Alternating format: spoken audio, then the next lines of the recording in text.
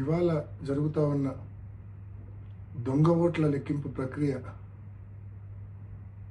మరి ఈరోజు ఈనాడు పత్రిక ఒకసారి ఉదయాన్నే చూస్తే వారు రాసిన టైటిల్స్ సబ్ టైటిల్స్ ఒకసారి చూస్తే ఉత్కంఠకు పడనున్న తెర అంట, నువ్వా నేనా అంట. లోకేష్ గారి స్టేట్మెంట్, ప్రజాస్వామ్యం నిలబడింది అంట.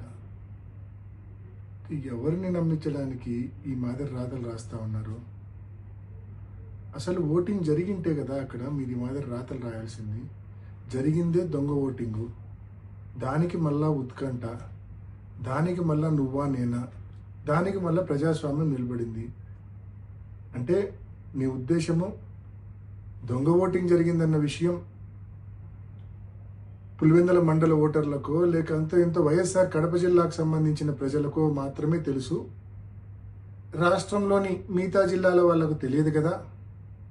మన ఎల్లో మీడియాను అడ్డం పెట్టుకొని రాష్ట్రమంతా ఏదో నిజంగానే ఓటింగ్ జరిగింది, ఆ ఓటింగ్లో తెలుగుదేశం పార్టీ గెలిచింది అని చెప్పి మభ్యపెట్టచ్చు అని చెప్పి ఈ మాదిరి రాతలు రాయడము ఎంత అనైతికం అని చెప్పి నేను తెలియజేస్తా ఉన్నా. ఇది అనైతికం కాదా?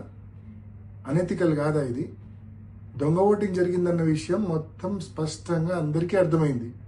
అయినప్పటికీ మీరు ఈ మాదిరి రాతలు రాస్తా ఉన్నారంటే మీ న్యూస్ పేపరు, మీ ఛానల్ ఎంత అనైతికలో ఒకసారి గమనించుకోవాల్సిందిగా, ఇంట్రాస్పెక్ట్ చేసుకోవాల్సిందిగా నేను మనవి చేస్తా ఉన్నా.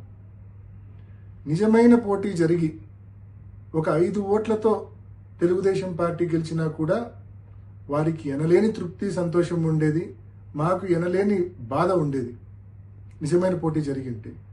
కానీ ఈ మాదిరి పోలీసుల సంపూర్ణ సహాయ సహకారాలతో వేలాది మంది తెలుగుదేశం పార్టీ కార్యకర్తలను ఈ 15 బూతుల దగ్గర పెట్టి, బూతులు ఎదురుగానే వాళ్ళని పెట్టి, మా పోలింగ్ ఏజెంట్లు లోపలికి పోకుండా అడ్డుకొని ఏజెంట్ ఫారాలు చించి, నిజమైన ఓటర్లు లోపలికి పోకుండా వాళ్ళ దగ్గర బలవంతంగా ఓటర్ స్లిప్పులు లాక్కొని లోపలికి వెళ్ళి దొంగ ఓట్లు వేసి, మరి ఈ మాదిరి జరిగిన దాన్ని ఎలక్షన్ అంటారా?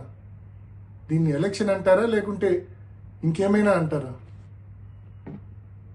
మీరు గెలిచినామని చెప్పి మీరు అనుకోవాల్సిందే తప్ప ప్రజలు అనుకునే పరిస్థితే లేదు. ఎందుకంటే పాపం ప్రజలు ఓట్లు వేసింటే కదా మీరు గెలిచినామని కేవలం మీరు అనుకోవాల్సిందే. మీ దొంగ ఓటర్లు కూడా కనీసం మీరు గెలిచినారనుకోరు, ఎందుకంటే వాళ్ళతోనే మీరు దొంగ ఓట్లు వేయించారు కాబట్టి. పులివెందుల మండల ఓటర్లు అసలే అనుకోరు, ఎందుకంటే వాళ్ళతో ఓటే వేయించలేదు కాబట్టి ప్రతిపక్ష పార్టీకి సంబంధించిన పోలింగ్ ఏజెంట్లను లోనికి రానివ్వకుండా, అదేవిధంగా నిజమైన ఓటర్లను లోనికి రానివ్వకుండా చేసుకున్న దాన్ని పోలింగ్ అంటారా? ఓటింగ్ అంటారా? దీన్ని ఎలక్షన్ అంటారా?